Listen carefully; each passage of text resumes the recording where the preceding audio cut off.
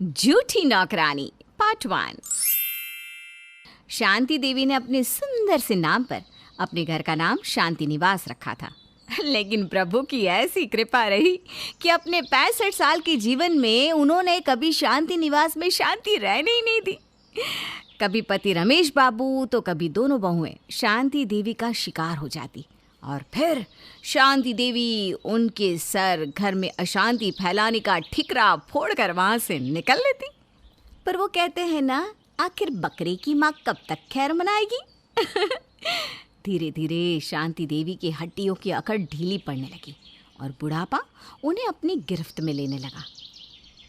शांति, यूँ तो तुमने जीवन भर बहुओं पर खूब राज किया है, लेकिन ये बात तुम बड़े अच्छे से जानती हो कि तुम्हारे जाने के बाद दोनों बहुएं एक दिन भी साझे में नहीं रहने वाली। इसलिए अपने अंतिम समय में खटिया पकड़ने से पहले जो कहना है कह दो। पति की बात सुनकर शांति ने दोनों बहुओं को अपने पास बुलवा लिया। मेघना, सौम्या बेटा, मुझे लगता है अब मेरे जाने का समय आ गया है। ये तो मैं बहुत अच्छे से जानती हूँ कि मेरी आँख बंद होते ही तुम दोनों अपनी अपनी रसोई अलग कर लोगी, लेकिन हो सके तो अपनी बूढ़ी सास की एक बात मान लेना। बेटा, परिवार परिवार ही होता है। बुरे समय में भाई ही भाई के काम आता है। इसलिए बेशक तुम अपनी रसोई अलग कर लो, लेकिन एक दूसरे का साथ छोड़कर कहीं दूर मत जाना।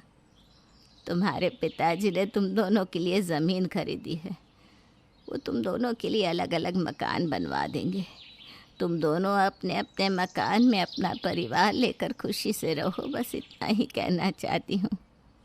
मेघना और सौम्या दोनों देवरानी जेठानी थी। शांति देवी से हरी झंडी मिलते ही दोनों बहुओं ने तुरंत ही अपने मकान में काम शुरू करवा दिया और जल्दी ही उनके मकान बनकर तैयार भी हो गए। जब तक सास शांति देवी जीवित थी, बेचारी दोनों बहुएं अपने दिल के अंदर उमड़ रहे ज्वालामुखी को दिल में ही दबाकर चुपचाप शांति निवास में रह रही थी। लेकिन जिस दिन सास ने अपनी आंखें बंद की, दोनों देवरानी जेठानी अलग अलग मकानों में रहने चली जाती है। जीवन भर माँ जी ने मजदूरों की तरह काम करवाया है, कभी 2 पल की फुर्सत नसीब नहीं हुई। अब ये मेरा घर है, यहाँ किसी की कोई रोक टोक नहीं है। यहाँ तो हर काम में मेरी मर्जी चलेगी। अब तो मैं घर के कामों के लिए एक नौकरानी रख लूँगी और सुकून से अपनी ज़िंदगी बिताऊंगी। मेघना को जैसे ही पता चलता है कि जेठानी सौम्या ने एक काम वाली रख ली है, तो वो भाई कहाँ पीछे रहने वाली थी। मेघना भी अपने पति से कहकर काम वाली को अपने यहाँ काम करने के लिए बुला लेती है। मेघना और सौम्या एक ही कॉलोनी में रह रही थी, इसलिए दोनों के यहाँ एक ही नौकरानी कमला काम करने के लिए आने लगी थी। आराम की तलाश में मेघना और सौम्या ने कमला को काम पर रख तो लिया था, लेकिन कमला की आदत से वो दोनों अनजान थी। उन्हें नहीं पता था कि कमला को बात इधर से उधर करने की बहुत गंदी आदत थी। कुछ दिन तो कमला बहुत अच्छे से दोनों के यहाँ काम करती है, लेकिन उसके बाद उसकी ताक झाँक करने की आदत शुरू हो जाती है। एक दिन, मैम साहब, आपको देखकर ना मेरे को बहुत अच्छा लगता है। आप कितनी फिट है, कितनी फुर्ती से सारा काम निपटाती है। आपको देखकर ना मेरे अंदर भी एनर्जी आ जाता है।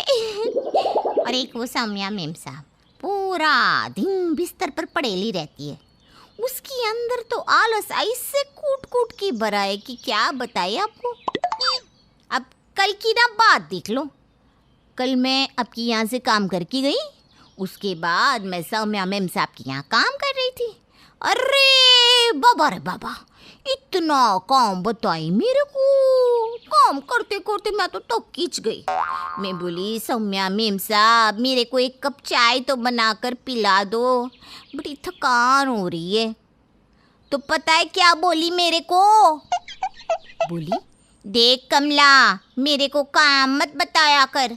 अभी मैं आराम कर रही ना, जल्दी जल्दी काम निपटा और जाकर अपनी चहेती मेघना के यहाँ जाकर चाय पी ले।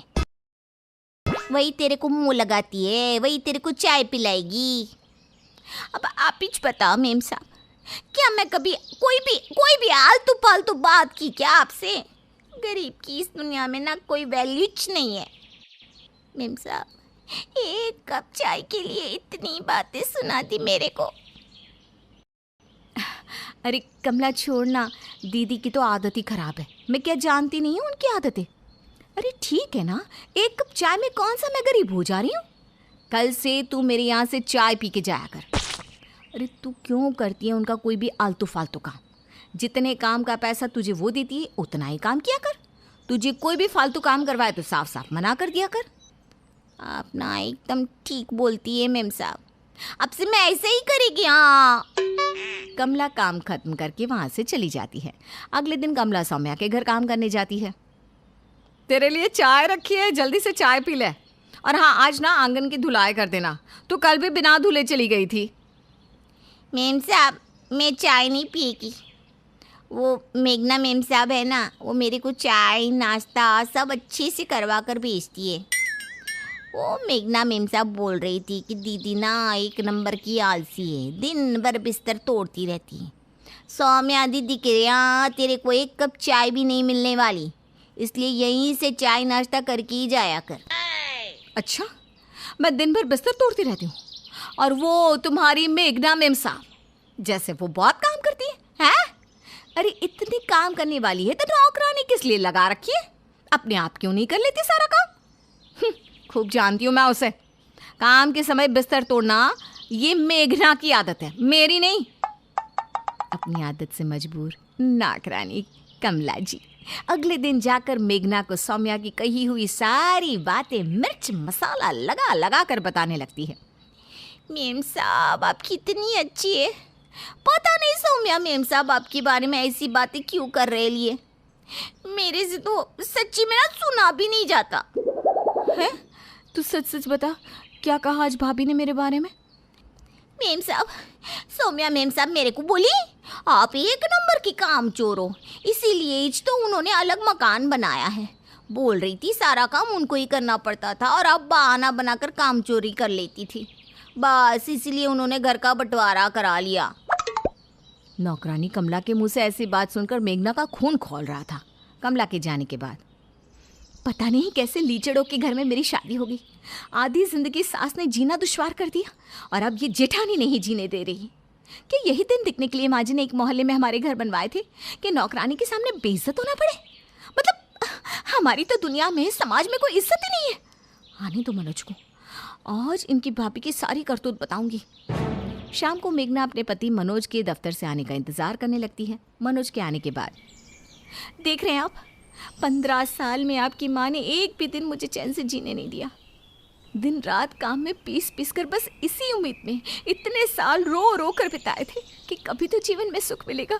लेकिन अब आपकी बड़ी भाभी मेरा जीना दुश्वार कर रही है। अरे मैं पूछती हूँ, क्या ज़रूरत है नौकरानी के सामने मेरी बुराइयाँ करने की?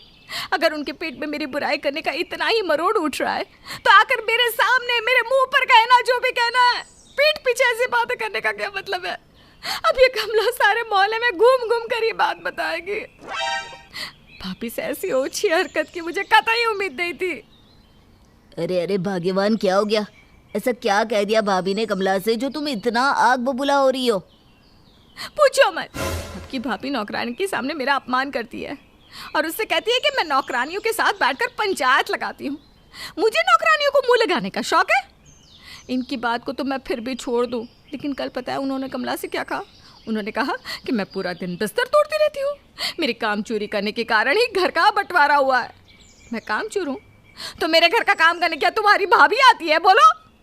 इतने साल अम्मा बाबूजी के साथ रहकर मैंने कितने काम चोरी किए बताओ? सुबह 4 बजे से लेकर रात के 10 बजे तक सबकी ड्यूटी की है। उसके बाद भी आज मुझे ये सब सुनने को मिल रहा है। देखो मेघना, मुझे नहीं लगता कि भाभी ऐसा कुछ कह सकती है। तुम ना कमला की बातों में मत आओ। मेरी बात मानो तो तुम एक बार जाकर भाभी से मिल लो। जो भी बात है आमने सामने बैठकर क्लियर कर लो। इस तरह से किसी बाहर वाले की बातों में आकर अपना रिश्ता खराब करना ठीक नहीं है। हाँ, तुम तो हो ही भाभी के वक्त, जीवन भर भाभी भाभी भाभी करते रहो। आज भी भाभी की तरफदारी कर रहे हो। चाहते क्या हो? इतनी खरी खोटी सुनने के बाद भी मैं बेशर्मों की तरह उनके घर जाकर बैठ जाऊं? अब उनके घर जाए मेरी जूती, मैं नहीं जाने वाली। मनोज की बात सुनकर मेघना को पहले से भी ज्यादा गुस्सा आता है और वो पैर पटकते हुए अपने कमरे में चली जाती है। अरे नहीं नहीं नहीं, अभी कहानी खत्म नहीं हुई, अभी तो पिक्चर बाकी है दोस्त। क्या नौकरानी कमला दोनों देवरानी जेठानी को आपस में लड़वाने में सफल हो पाएगी, या फिर दोनों देवरानी जेठानी कमला की चालाकी समझकर इसे ही काम से आउट कर देंगी? जानने के लिए देखिए झूठी नौकरानी पार्ट 2।